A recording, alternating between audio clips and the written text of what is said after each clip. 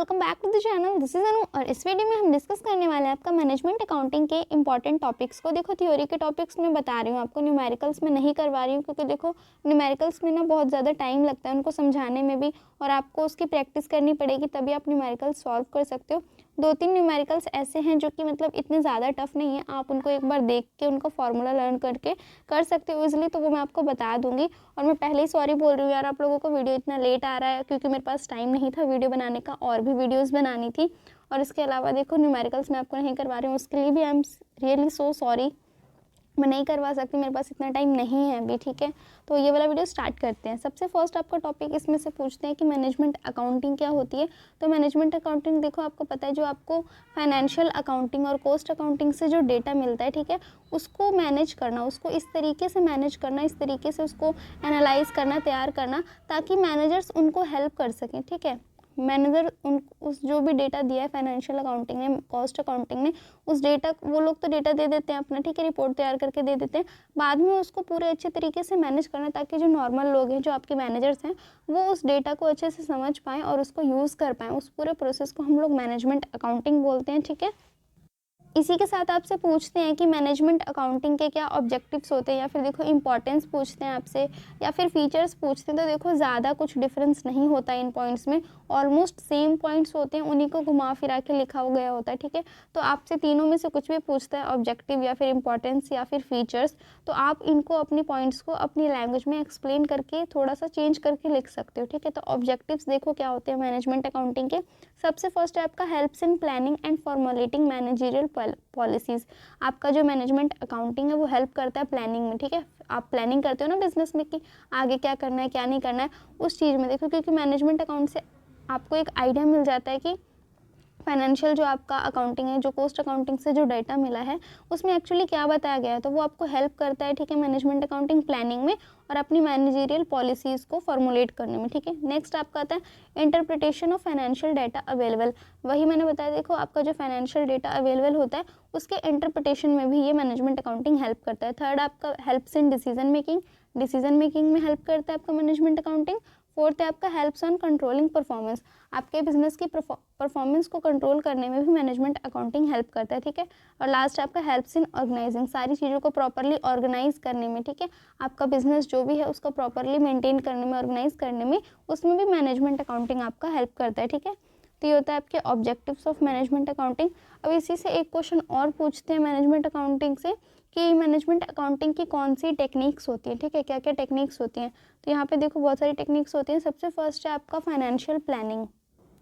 आपकी जो management accounting होती है वो देखो, मतलब आपका जो भी डेटा अवेलेबल होता है कंपनीज़ के पास में, बिजनेस के पास में, ठीक है, उसको इस तरीके से टूल्स और टेक्निक्स को यूज़ करके इस तरीके से प्रेजेंट करती है ताकि वो अंडरस्टैंडेबल हो। ठीक है, समझ में आए कि एक्चुअली में वो डाटा क्या बताना चाह रहा है हमें। ठीक है, तो वो बहुत सारी टूल्स एंड टेक्निक्स यूज़ करते हैं। तो उसी में देखो सबसे फर्स्ट जो आपका फाइनेंशियल प्लानिंग है, आपको पता है बिजनेस में प्लानिंग बहुत इंपॉर्टेंट होती है। प्लानिंग के बेसिस पे ही आप फ्यूचर एक्शन लेते हो। ठीक है, काम करते हो अपना कि आगे हमें क्या करना है। प्लानिंग कई लोग लॉन्ग टर्म करते हैं, शॉर्ट टर्म करते हैं। ठीक है, प्लानिंग भी अलग अलग टाइप से होती है। तो फाइनेंशियल पॉलिसीज़ को अच्छे से एनालाइज करना कि कितना कैपिटल लगेगा, कितना हमें कहाँ कहाँ से फंड्स मिल सकते हैं, वो सारा आपका फाइनेंशियल प्लानिंग होती है। ठीक है, तो फर्स्ट टेक्निक ये होती है आपकी। सेकंड आती है आपकी फाइनेंशियल स्टेटमेंट एनालिसिस। इसमें देखो आपका जो फाइनेंशियल स्टेटमेंट्स होती है, जो कि फाइनेंशियल अकाउंटिंग आपको देती है, ठीक है, उसमें जो भी रेलेवेंट डाटा होता है उसको अच्छे से मैनेज करते हैं। ठीक है, मैनेजमेंट अकाउंटिंग की ये टेक्निक्स होती है कि आपके पास जो भी कंपैरेटिव स्टेटमेंट्स होती हैं, कॉमन साइज स्टेटमेंट होती है, ठीक है, रेशियो एनालिसिस होता है, ये सारा आपका फाइनेंशियल अकाउंटिंग का डेटा होता है। इसको अच्छे से एनालाइज करके और अच्छे से जो भी रेलेवेंट डाटा होता है उसको निकालती है मैनेजमेंट अकाउंटिंग। ठीक है, फिर आता है आपका fund flow analysis. Fund flow analysis में जो आपकी फंड फ्लो स्टेटमेंट बनती है, ठीक है, फंड फ्लो एनालिसिस में देखो आप चेक करते हो कि मतलब आपकी जो फाइनेंशियल पोजीशन है बिजनेस की, उसमें कितना चेंज आया है, कैसे चेंज आया है, किस रीज़न से चेंज आ रहा है। फिर उनको अच्छे से एनालाइज करते हो कि हमने क्या गलती करी है या फिर इसमें हमें क्या इंप्रूव करने की ज़रूरत है। ठीक है, आप कंट्रोल करते हो अपने फ्लो फंड्स पे। ठीक है, ये होता है आपका फंड फ्लो एनालिसिस। नेक्स्ट आता है आपका cash flow statement. Cash flow statement में जैसा कि देखो आप लोगों को पता ही है, हम कैश का सारा इनफ्लो और आउटफ्लो रिकॉर्ड करते हैं कि कैश कहाँ से आ रहा है, कहाँ जा रहा है, ठीक है। कैश की पूरी इन्फॉर्मेशन होती है इसमें। तो कैश फ्लो स्टेटमेंट में आप सारी चीज़ें चेक करते हो, कैश कितना है, नहीं है, कहाँ से आया, कहाँ गया, ठीक है।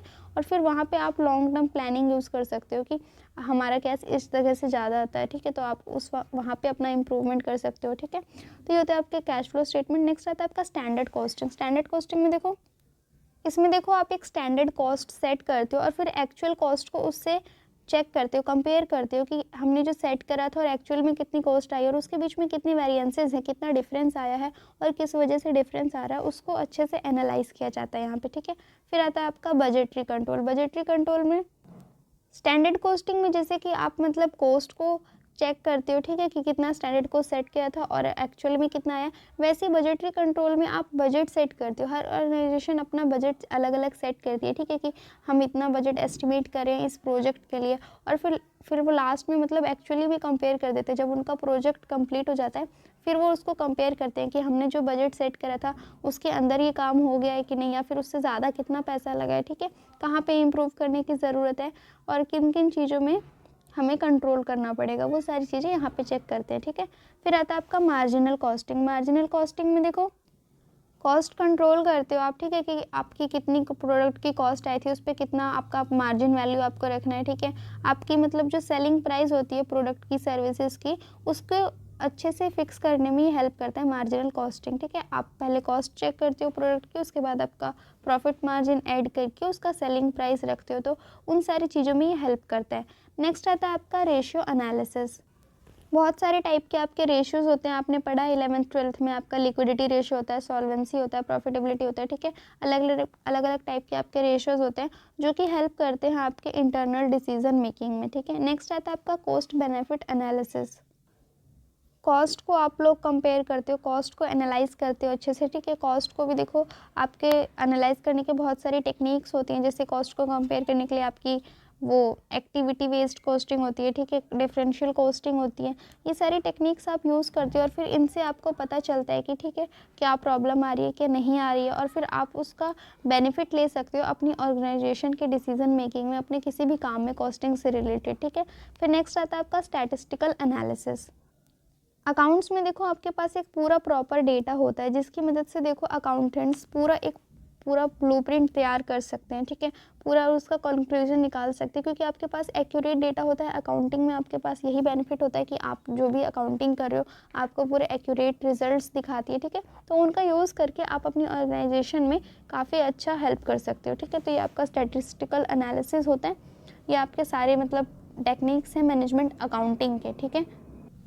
नेक्स्ट टॉपिक आता है आपका कॉस्ट कंट्रोल। कॉस्ट कंट्रोल देखो क्या होता है, कॉस्ट को कंट्रोल करने को ही सिंपल बोलते हैं कॉस्ट कंट्रोल, ठीक है। इसमें जो अकाउंटेंट्स होते हैं वो अलग अलग टेक्निक्स यूज़ करते हैं, मेजर्स यूज़ करते हैं और कॉस्ट को अपनी कंपेयर करते हैं, ठीक है, उसको कंट्रोल करने की कोशिश करते हैं ताकि उन्होंने जो स्टैंडर्ड कॉस्ट सेट करी है उससे ज़्यादा कॉस्ट ना आए उनके प्रोडक्ट की, या फिर वो जो भी प्रोजेक्ट कर रहे हैं, जो भी सर्विस दे रहे हैं, ठीक है। तो यहाँ पे कॉस्ट को कंट्रोल किया जाता है, ठीक है। कॉस्ट ना ज़्यादा कम होनी चाहिए ना ज़्यादा होनी चाहिए, ठीक है। तो होता है आपका कॉस्ट कंट्रोल। नेक्स्ट टॉपिक आता है इसी में आपका कि कॉस्ट रिडक्शन क्या होता है। और कई बार पूछते हैं कि कॉस्ट कंट्रोल और कॉस्ट रिडक्शन में दोनों में डिफरेंस क्या होता है। देखो कॉस्ट रिडक्शन क्या होता है, यहाँ पे आप गुड्स और सर्विसेज की परमानेंट कॉस्ट को रिड्यूस कर रहे होते हो, ठीक है, मतलब परमानेंटली उसकी कॉस्ट में रिडक्शन कर रहे होते हो, ठीक है। और वो रिडक्शन करने के आपके पास बहुत सारे तरीके होते हैं, ठीक है। आप कुछ भी कर सकते हो, उसकी क्वालिटी में थोड़ा सा क्वालिटी डाउन करके वहाँ से भी आप कॉस्ट कम कर सकते हो प्रोडक्ट की, ठीक है। या फिर और भी बहुत सारे तरीके होते हैं, आप अपना मटेरियल कंट्रोल कर सकते हो, लेबर पे कंट्रोल कर सकते हो और वहाँ से अपनी कॉस्ट रिड्यूस कर रहे हो, ठीक है। ओवरहेड कंट्रोल करते हो। ओवरहेड में देखो आपके सारे इनडायरेक्ट चीज़ें होती हैं, indirect material, indirect labour, indirect expenses, वहाँ पे आप कंट्रोल करते हो और वहाँ पे रिड्यूसेस करके फिर आप अपनी कॉस्ट को रिड्यूस कर रहे हो, ठीक है। तो कॉस्ट कंट्रोल और कॉस्ट रिडक्शन में यही फ़र्क होता है कि कॉस्ट कंट्रोल में आप कंट्रोल कर रहे हो एसेट की कॉस्ट को, ठीक है, मतलब बढ़ने नहीं दे रहे हो। और कॉस्ट रिडक्शन में होता है कि आपकी जो मतलब परमानेंटली आप उस कॉस्ट को रिड्यूस कर देना चाहते हो, ठीक है। तो ये आपका कॉस्ट कंट्रोल और कॉस्ट रिडक्शन होता है। नेक्स्ट टॉपिक आता है आपका बजटिंग। बजटिंग से भी देखो क्वेश्चन मोस्टली पूछा जाता है कि बजटिंग क्या होती है, ठीक है। और बजटिंग के साथ साथ वो पूछ लेगा कि इंपॉर्टेंस क्या होती है बजटिंग की, या फिर एडवांटेजेस क्या होते हैं, या फिर इफेक्टिवली बजटिंग के क्या फीचर्स होते हैं, ठीक है। तो ऑलमोस्ट इसमें भी सारी चीज़ें सेम ही होती हैं, ठीक है। एडवांटेजेस में देखो क्या मतलब कि क्या फ़ायदा होता है बजटिंग से, इंपॉर्टेंस में भी मतलब बजटिंग क्यों इंपॉर्टेंट है, ठीक है। तो सारे पॉइंट्स ऑलमोस्ट सेम होते हैं, आप कुछ भी लिख सकते हो बना के खुद से। तो बजटिंग का मतलब क्या होता है कि जब आप अपनी एंटरप्राइज में पूरा प्लान रेडी करते हो कि फ्यूचर में हम जो भी काम करने वाले हैं, जो भी ऑब्जेक्टिव्स हैं, उनको पूरा करने में हमें कितने पैसे की नीड होएगी, कितना बजट आएगा हमारा, उस प्रोसेस को हम लोग बजटिंग बोलते हैं, ठीक है। बजटिंग के क्या क्या एडवांटेजेस होते हैं, तो देखो सबसे फर्स्ट है कि आपका budgeting leads to maximum utilisation of resources. Budgeting की हेल्प से आप अपने जो रिसोर्सेज हैं उनको प्रॉपरली यूज़ कर सकते हो, प्रॉपरली यूटिलाइज़ कर सकते हो, ठीक है, अच्छे से यूज़ कर सकते हो ताकि आपके रिसोर्सेज वेस्ट ना हो, क्योंकि बजटिंग में आपको आइडिया मिल जाता है कितना बजट है आपका, तो आप उसी हिसाब से रिसोर्सेज अपने परचेज करते हो, यूज़ करते हो, ठीक है। नेक्स्ट आपका इसका एडवांटेज होता है कि बजटिंग जो है आपकी वो इंक्रीज़ करती है अवेयरनेस, ठीक है, about business enterprise at all levels of management in the process of fulfilment of targets. मतलब आपके बिजनेस एंटरप्राइज की जितने भी लेवल्स होते हैं, टॉप लेवल होता है, मिडिल लेवल होता है, लो लेवल होता है, उन सब में अवेयरनेस लाती है, ठीक है, ताकि उनके टारगेट्स को फुलफिल किया जा सके अच्छे से। नेक्स्ट एडवांटेज होता है आपका बजटिंग का कि देखो बजटिंग जो है वो आपकी हेल्प करती है आपको गोल्स को सेट करने में और उन गोल्स को अचीव करने में, ठीक है। बजटिंग इसमें हेल्प करती है आपकी। नेक्स्ट एडवांटेज मिलता है आपको कि बजटिंग जो है आपकी, उसकी हेल्प से आप अपने रिसोर्सेज को इफ़ेक्टिवली यूज़ कर सकते हो, ठीक है। उसके अलावा अपने ऑर्गेनाइजेशन के गोल्स को अच्छे से अचीव कर सकते हो, आपकी ऑर्गेनाइजेशन में जितने भी लोग हैं उनको इंस्पायर कर सकते हो, ठीक है। बजटिंग के बहुत सारे एडवांटेजेस होते हैं और कॉमन एडवांटेज तो यही होता है कि आपकी कॉस्ट बचती है, आपको बजट अगर आपके पास कम होगा तो आप उस हिसाब से ही खर्चा करोगे ना, ठीक है। तो ये सारी चीज़ें होती है बजटिंग में। नेक्स्ट आपका टॉपिक आता है स्टैंडर्ड कॉस्टिंग। स्टैंडर्ड कॉस्टिंग देखो क्या होती है स्टैंडर्ड कॉस्टिंग में, अभी मैंने बताया था कि आप एक स्टैंडर्ड कॉस्ट सेट करते हो प्रोडक्ट और सर्विस की, फिर उसको कंपेयर करते हो उसकी एक्चुअल कॉस्ट से, और फिर वहाँ पे आप चेक करते हो कि किस वजह से कॉस्ट हाई हो रही है या कम हो रही है, और वहाँ पे फिर आप उसको मैनेज करते हो। तो देखो स्टैंडर्ड कॉस्टिंग पे कभी कभी शॉर्ट नोट पूछा जाता है कि शॉर्ट नोट लिखने के लिए स्टैंडर्ड कॉस्टिंग क्या होती है, तो आप वहाँ पे लिख सकते हो। नेक्स्ट आता है आपका topic material variance. Material variance पे देखो आपका न्यूमेरिकल भी पूछा जाता है, और मटेरियल वेरिएंस और लेबर वेरिएंस का न्यूमेरिकल बहुत ईजी होता है, इसमें ज़्यादा कुछ नहीं करना होता, आपको बस फार्मूला याद होना चाहिए और फार्मूले से आप पूरा क्वेश्चन सॉल्व कर सकते हो, ज़्यादा बड़ा और मुश्किल नहीं होता ये, ठीक है। तो इसका आप जो इग्नू का आपका स्टडी मटेरियल अगर आपके पास है वो, तो आप उसमें से देख लेना, इन दोनों के आप न्यूमेरिकल ज़रूर एक बार प्रैक्टिस कर लेना, आप आधे घंटे में अच्छे से समझ जाओगे, ठीक है। और अगर नहीं आपके पास स्टडी मटेरियल तो आप वेबसाइट से डाउनलोड करके और वहाँ से एक बार उसको रीड कर सकते हो, ठीक है, और उसको चेक करके फॉर्मूले याद करके सॉल्व करने की कोशिश करना, और एग्ज़ाम में अगर आएगा तो इसमें आपको पूरे मार्क्स मिल जाएंगे, क्योंकि इसका न्यूमेरिकल इतना टफ नहीं होता है, ठीक है। तो अभी देखो थ्योरी क्या होती है मटेरियल वेरिएंस की। Direct material cost variance. Material variance होता क्या है, सबसे पहले तो ये देखो, वेरिएंस का मतलब होता है आपका डिफरेंस, ठीक है, मतलब कितना डिफरेंस आया है आपके मटेरियल में। तो यहाँ पे देखो डायरेक्ट मटेरियल कॉस्ट वेरिएंस की बात कर रहा है, तो मतलब आपने जो मटेरियल की कॉस्ट पहले एस्टिमेट करी थी, स्टैंडर्ड कॉस्ट जो आपने फिक्स करी थी, ठीक है, आपने सोचा था कि इतनी कॉस्ट हमें पड़ेगी, लेकिन एक्चुअली में कितनी कॉस्ट आई है आपकी, सेम उतनी है कि नहीं, उससे ज़्यादा है या उससे कम है, उसके बीच के डिफरेंस को हम लोग बोलते हैं डायरेक्ट मटेरियल कॉस्ट वेरिएंस, ठीक है। मतलब जो आपने स्टैंडर्ड कॉस्ट सेट करी थी और जो एक्चुअल कॉस्ट आई है उस मटेरियल की, रॉ मटेरियल की बात हो रही है यहाँ पे, ठीक है, उसकी एक्चुअल जो कॉस्ट आई है उसमें कितना डिफरेंस है, उसको हम बोलते हैं मटेरियल वेरिएंस, ठीक है। इसी में नेक्स्ट पूछते हैं कि कई बार डायरेक्ट मटेरियल प्राइस वेरिएंस क्या होता है, ठीक है। अभी जो हमने देखा वो कॉस्ट वेरिएंस था, ये प्राइस वेरिएंस है। तो वहाँ पे देखो सेम चीज़ है दोनों, वहाँ पे कॉस्ट की बात कर रहा था, कॉस्ट में कितना डिफरेंस आया है, और यहाँ पे प्राइस की बात कर रहा है, ठीक है, कि जो आपने प्राइस वेरिएंस में मतलब जो आपने प्राइस एस्टिमेट करा था, जो स्टैंडर्ड प्राइस सोचा था कि ये आएगा मटेरियल कंज्यूम का, ठीक है, लेकिन एक्चुअली में कितना प्राइस आया है, उससे कम है या ज़्यादा है, उन दोनों के बीच के गैप को, उसको डिफरेंस को हम लोग बोलते हैं डायरेक्ट मटेरियल प्राइस वेरिएंस, ठीक है। फिर नेक्स्ट इसी में एक और है, इसी का देखो पूछता है कि मटेरियल यूसेज वेरिएंस क्या होता है, ठीक है। यूसेज वेरिएंस मतलब कितना मटेरियल आपने सोचा था यूज़ होगा और कितना मटेरियल एक्चुअली में यूज़ हुआ है, उन दोनों के बीच में क्वांटिटी के बीच का डिफरेंस, वो होता है आपका मटेरियल यूसेज वेरिएंस, ठीक है। इन तीनों पे देखो न्यूमेरिकल बनता है, और न्यूमेरिकल बहुत इनका ईजी होता है, बस आपको फॉर्मूला लर्न होना चाहिए, ठीक है। नेक्स्ट आपका टॉपिक आता है लेबर वेरिएंस। लेबर वेरिएंस भी सेम मटेरियल वेरिएंस की तरह ही है, इसमें भी आपने सोचा था कि जो आपकी लेबर कॉस्ट है वो कितनी आएगी, ठीक है, जो स्टैंडर्ड कॉस्ट आपने सोची थी कितनी आएगी डायरेक्ट लेबर कॉस्ट, और एक्चुअली में आपकी डायरेक्ट लेबर कॉस्ट कितनी आई है उसके बीच का डिफरेंस, उसको हम बोलते हैं डायरेक्ट लेबर वेरिएंस, ठीक है। ये होता है आपका लेबर वेरिएंस, सेम इसमें मटेरियल वेरिएंस की तरह ही है। हो सके तो मैं देखो लास्ट में आपको दे दूंगी न्यूमेरिकल इसका, वो आप प्रैक्टिस कर लेना। बुक का ही न्यूमेरिकल है, आपकी स्टडी मटेरियल का ही, ठीक है। अलग से न्यूमेरिकल आपको प्रैक्टिस करने की ज़रूरत नहीं है। आपकी जो स्टडी मटेरियल इसमें न्यूमेरिकल्स दिए हुए हैं वो बहुत अच्छे हैं और बहुत ईजी लैंग्वेज में आपको एक बार में समझ आ जाएंगे, ठीक है। तो एक बार उसको डाउनलोड करके चेक कर लेना। नेक्स्ट आपका टॉपिक आता है इन्फ्लेशन अकाउंटिंग। इस पर भी देखो शॉर्ट नोट ही पूछा जाता है कि इन्फ्लेशन अकाउंटिंग क्या होती है। 4-5 आपके शॉर्ट नोट्स होते हैं, उनमें बोलता है कि 2 अटैम्प्ट करने हैं, 4 अटैम्प्ट करने हैं, ठीक है, जो भी। तो आपके ज़्यादा 10 नंबर का ही होता है।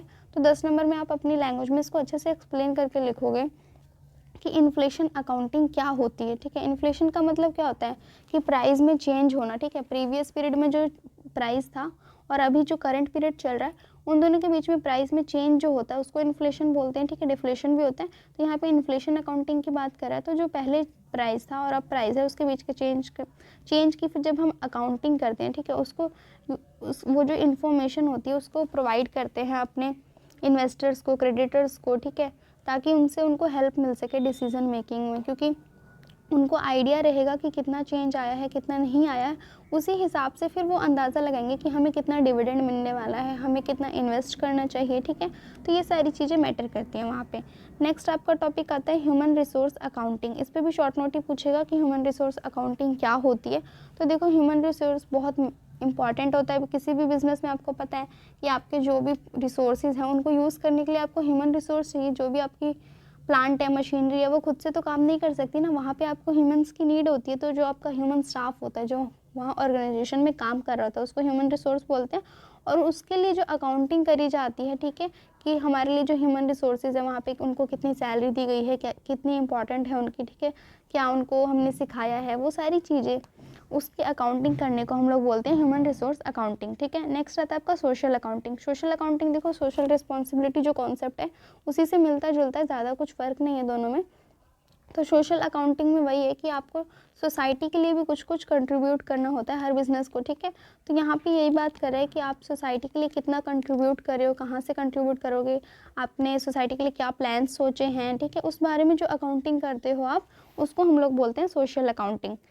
नेक्स्ट टॉपिक आता है आपका एनवायरमेंटल अकाउंटिंग। एनवायरमेंटल अकाउंटिंग और सोशल अकाउंटिंग देखो थोड़ा सा मिलता जुलता है। सोशल अकाउंटिंग में आप सोसाइटी के लिए सोच रहे हो, ठीक है, और एनवायरमेंटल अकाउंटिंग में आप अपने एनवायरमेंट के लिए सोच रहे हो कि एनवायरमेंट के लिए आपने क्या कंट्रीब्यूट करा है, क्या कंट्रीब्यूट करने वाले हो, ठीक है, कितना आपने पैसा लगाया है उस पर या कितना लगाने का सोच रहे हो, ठीक है। तो उससे सारी रिलेटेड इन्फॉर्मेशन जो होती है आपकी अकाउंटिंग जो होती है वो होती है आपकी एनवायरमेंटल अकाउंटिंग। नेक्स्ट टॉपिक आता है आपका इंटरनेशनल अकाउंटिंग। इस पे भी शॉर्ट नोट ही पूछेगा कि इंटरनेशनल अकाउंटिंग क्या होती है। इंटरनेशनल अकाउंटिंग में देखो जो आपकी बिज़नेस होता है, जो हमारी कंपनीज होती हैं वो कई बार मल्टीनेशनल्स में कन्वर्ट हो जाती हैं, ठीक है। तो हर अलग अलग कंपनी के अपने अलग अलग इंटरनेशनल अकाउंटिंग स्टैंडर्ड्स होते हैं। आपको पता है अकाउंटिंग स्टैंडर्ड्स इंडिया का अलग है, इंटरनेशनल अलग है, ठीक है। सारी कंट्रीज़ के अपने अपने अलग होते हैं, कुछ चेंजेस होते हैं उनमें। तो वहाँ के लोगों को अगर आप इंडियन अकाउंटिंग स्टैंडर्ड के हिसाब से अकाउंटिंग प्रोवाइड करोगे तो वो हेल्पफुल नहीं होगा, क्योंकि देखो जो मल्टीनेशनल आपकी कंपनीज़ होती हैं उनके इन्वेस्टर्स ज़रूरी नहीं है सिर्फ एक ही कंट्री के हों, बहुत सारी अलग अलग कंट्री के इन्वेस्टर्स होते हैं उनके, ठीक है। और उनको फिर अगर आप अपनी कंट्री का ही इन्फॉर्मेशन दे रहे हो तो उनके लिए यूज़फुल नहीं होगा, फिर वो कंपेयर नहीं कर पाएंगे अपने वहाँ की कंपनीज से, ठीक है। मतलब देखो वो किसी और कंट्री में रहते हैं, ठीक है, और वो वहाँ की जो कंपनीज़ है उनके साथ उस इन्फॉर्मेशन को कंपेयर करना चाहते हैं तो वो नहीं कर सकते, क्योंकि आपने अपने अकाउंटिंग स्टैंडर्ड्स के हिसाब से अकाउंटिंग करी हुई है। तो इंटरनेशनल अकाउंटिंग में देखो आप सारी चीज़ें ध्यान में रखते हुए फिर अकाउंटिंग करते हो। आपकी जो फॉरेन अकाउंटिंग स्टैंडर्ड्स होते हैं, ठीक है, इन्फ्लेशन अकाउंटिंग होती है, डेवलपिंग कंट्रीज़ में अलग अलग टाइप की जो अकाउंटिंग चल रही थी उन सारी चीज़ों को ध्यान में रखते हुए जब अकाउंटिंग करते हो उसको हम लोग बोलते हैं इंटरनेशनल अकाउंटिंग, ठीक है। तो ये तो देखो आपके सारे थ्योरी के टॉपिक्स हो गए हैं, ठीक है। इसके अलावा अगर आपको न्यूमेरिकल्स प्रैक्टिस करने हैं तो देखो दो यूनिट से मतलब 2 चैप्टर्स हैं आपके, उनके न्यूमेरिकल्स को एक बार प्रैक्टिस कर लो क्योंकि बहुत इजी है और एग्जाम में पूछे भी जाते हैं। एक आपका मटेरियल वेरिएंस का और एक आपका लेबर वेरिएंस का। कुछ इस टाइप की इलस्ट्रेशंस दी हुई हैं आपके स्टडी मटेरियल में, ठीक है। और यहाँ पे देखो इन्होंने खुद ही फार्मूला भी दे रखा है, सॉल्व करके भी दिखा रखा है। तो आप फार्मूला याद करके और फिर उसको सॉल्व करने की कोशिश करो। नहीं समझ में आ रहा है तो आप इलस्ट्रेशन में से आंसर देख सकते हो, ठीक है। और 1-2 बार प्रैक्टिस कर लेना। आपके पास अगर आपको नहीं मिल रही है स्टडी मटेरियल ऑनलाइन तो मैं टेलीग्राम पे अपलोड कर देती हूँ, ठीक है। दोनों यूनिट्स आपकी यूनिट नंबर 10 है और यूनिट नंबर आई थिंक 11 है। दोनों में मटेरियल वेरिएंस और लेबर वेरिएंस की इलस्ट्रेशंस दी हुई हैं, ठीक है। न्यूमेरिकल्स हैं ये आपके। इनको एक बार जाके वहाँ से डाउनलोड करके आप एक बार रिवाइज कर लेना। मैं लिंक आपका टेलीग्राम का डिस्क्रिप्शन में दे रही हूँ, वहाँ से जाके आप चेक कर लेना, ठीक है।